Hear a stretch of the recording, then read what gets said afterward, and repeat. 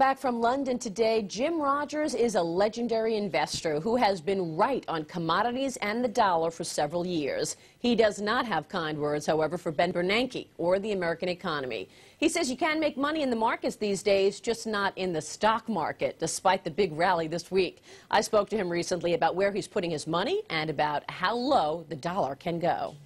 I know it's going to go lower now. There may be a rally coming because right now there's so many bears on the dollar, including me, that usually leads to a rally. But I plan to sell that rally. No, the dollar's in serious trouble. Why?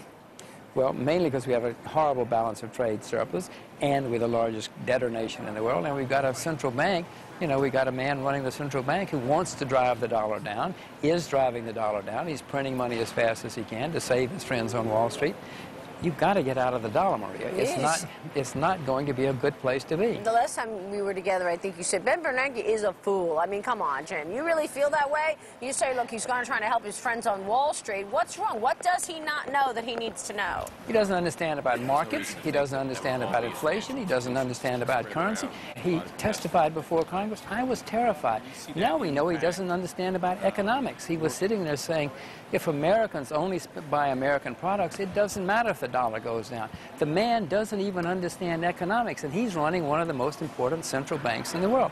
If you buy only American tires and the price of foreign tires go up, American tires are going to go higher in price too, plus the price of rubber is going to go up.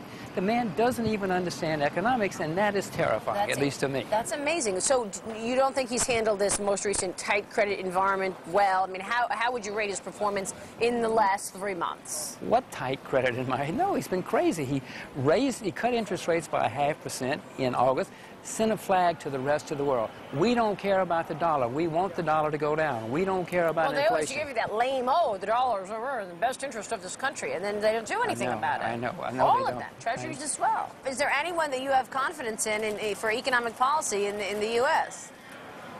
Head of the European Central Bank is doing a whole lot better job than ours. What about recession? We're in recession right now. The government says we're not, but they always lie. You know that. Finance is in worse in recession. Housing, automobiles, machinery. Caterpillar said it's the worst in 50 years. Starbucks, I mean retail. What's not in recession? How bad can it get, do you think, Jim? Well, it will probably be the worst recession, or among the worst recessions we've had in some time, because we have huge excesses that we haven't had. We haven't had this kind of excesses since the dot-com bubble, but that was not that kind of excess. Now we have gigantic credit. Had a gigantic credit bubble, and that's going to affect a lot more people than a dot-com bubble. So what about that, the credit environment, and in particular the financials? Every day we're getting more write-downs. We're getting, you know, these stocks continue to trade down. I know you're short a lot of financials, right? And I'm short Citibank, I'm short Fannie Mae, I'm short investment banks, I'm short the home builders. We know that we've had the worst credit bubble in American history. So, and they don't even know themselves. Fannie Mae has no clue how bad their balance sheet is, and Citibank doesn't either. I don't know how low they're going to go, but I'm not covering yet. Okay, so meanwhile, you got this huge rally in commodities, which you've predicted for years now, oil obviously included. Is there any end to what you're seeing there? I mean, are we looking at any change in the demand-supply picture when it comes to oil first? Then we go into other commodities. Maria, nobody has discovered a gigantic oil field in over 40 years. No, the problem is they don't have the oil. Well, the oil, a lot of people, you have the Exxon executives on, Chevron executives come on the show. They go, oh, you know, look at the fundamentals of oil around the world. The oil is there. You know what? Next time they come, let's do a debate. You say, where are they? Where is this oil, Mr. Exxon? If there's so much oil out there, tell us where it is so we can invest in it too. The problem is they don't know where it is. If it's there, they don't know where it is, and I don't either. What about other hot commodities? Where do you see opportunity today, even after the run-up that we've seen in so many of them? Many agricultural prices are still very depressed on a historic basis. That's where, at least that's where I'm putting money, because that's where I see great opportunities. Where's the demand coming from? From Asia, from everywhere, from America. I mean, we're not starving here in America. We're not going to starve. But if you look at Asia, there are 3 billion people in Asia.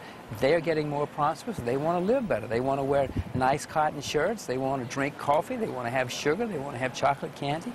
They're trying to live like we do. You picked up and left the U.S. You moved your family to Singapore. Tell us about it. What are you seeing there in terms of growth, in terms of everyday life? How do you like it? Oh, we love it. Our little girl's in a school where they only speak Chinese, and she loves it, which much to our surprise. No, Singapore's got the best education, the best health care.